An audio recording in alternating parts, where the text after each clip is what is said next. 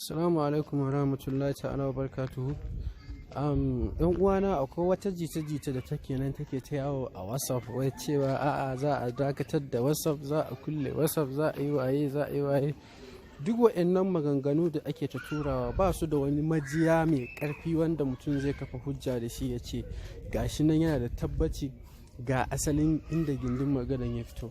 Wannan kawai wani abu ne wanda mutane suka samu dama da shi suke ta yada jita-jita tsakanin mutane.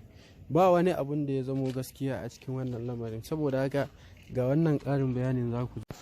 Assalamu alaikum wa rahmatullah. Yan uwa, game da sakonni da ake ta turowa, na tashi na ga sama da mutane 500 sun turo min da wannan sako. Yan uwa, lalacewar mu kar ta kai haka, dakikancin mu kar ya kai haka.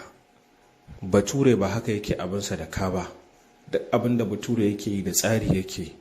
WhatsApp ba za a rufe shi ba a haka kawai a ce wai in kayi sharing za a kyale ka. Idan za ka biya ne kowa sai ya biya, idan ba biya ba ne kowa ba zai biya ba. Don haka don Allah kar mu zama masu toshashiyar basira, wasu su dinga kirkiran wasu sakonni na babu gaira ba dalili. Wallahi mu sani duk yaɗe-yaɗen da muke yi, tuttura abubuwa da muke, wallahi sai Allah ya tambaye mu. Abinda duk ban da tabbas, ba ka da tabbas, in aka tutsiye ni ba zan ce ga wanda ya turo ba, wallahi kar mu yaɗa shi.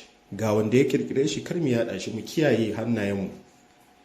Sannan idan ba mu manta ba, kwanakin baya Facebook din da ita WhatsApp kanta an dakatar da su na dan wani lokaci 24 hours.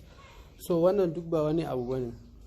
Ba yanda za a yi mutanen nan yanda suke amfani da wannan dama wajen ci gaba da kasuwancin su, haka kawai su ce sun zo sun dakatar da shi. Mutane nawa ne akalla yanzu suke amfani da WhatsApp a duniya?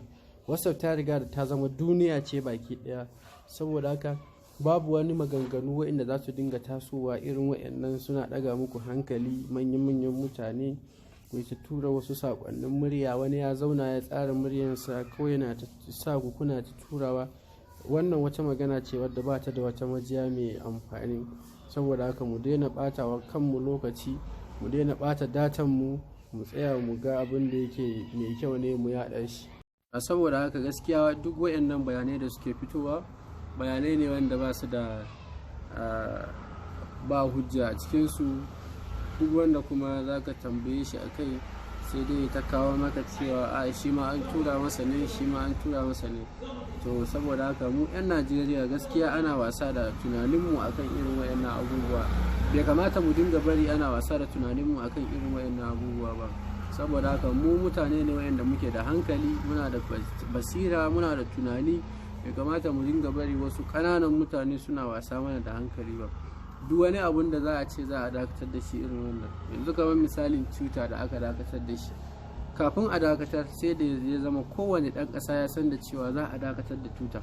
Ko ba haka aka yi ba, aka zo aka dakatar da Twitter. Dan da za a ce Twitter zai dawo, ya kamata a ce kowane ɗan ƙasa ya sani, ko ba haka bane? To saboda haka ita kamfanin Twitter lokacin da ƙasa za ta saboda haka ni a nawa gani duk wayannan rubuce-rubuce da ake ta sawa, ake ta waye duk ƙarya ne.